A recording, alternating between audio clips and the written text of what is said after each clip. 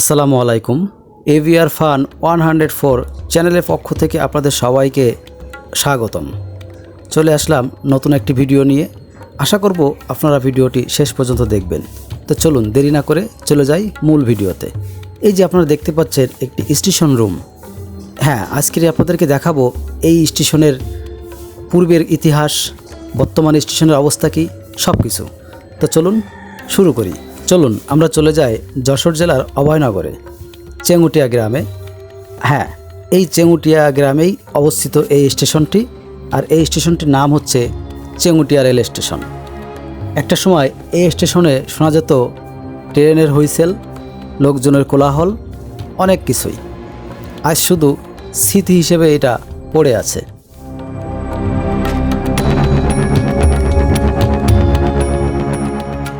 Chengutia rail station অবস্থিত যশোর জেলার অভয়নগর উপজেলায়।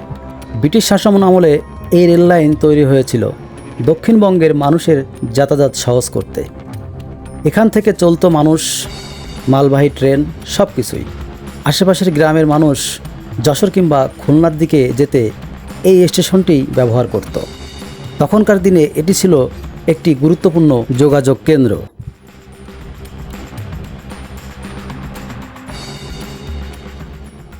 কিন্তু সময়ের সাথে সাথে সব কিছু বদলে গেছে। এখন এই স্টেশনের প্ল্যাটফর্মে গজিয়েছে ঘাস, খসে পড়ছে ভবনের দেয়ালগুলো, ধরেছে ফাটল। নেই আর সেই আগের মতো কোলাহল। ট্রেন এখান দিয়ে ঠিকই যায়, কিন্তু কোনো ট্রেনই এখানে দাঁড়ায় না। এখন কেবল বাতাসে শব্দ আর নীরবতা। মানুষের চলাচল নেই, কিন্তু স্মৃতির ভিড় এখনও আছে চারপাশে।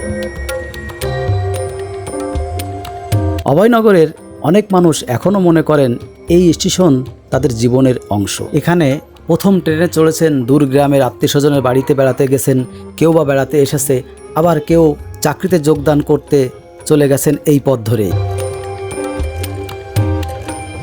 চেঙ্গুটিয়া স্টেশন শুধু একটা জায়গা নয়, এটা এক একজনের জীবনের গল্প। আশেপাশের মুরব্বীদের কাছে শোনা যায় একটা সময় কলকাতা থেকে ট্রেন এখানে এসে থামতো এবং এখান থেকে লোকজন বিভিন্ন জায়গায় বের হয়ে পড়তো তাদের ব্যবসা বাণিজ্য করার জন্য। তখনকার দিনের সেই কথাগুলো বলতে বলতে অনেকেই এখনও চিন্তা করে যে কী দিন দেখেছি আর এখন কী দিন দেখতেছি। একটা সময় স্টেশনের কী জৌলস ছিল আর আজ স্টেশনের অবস্থাটা কী।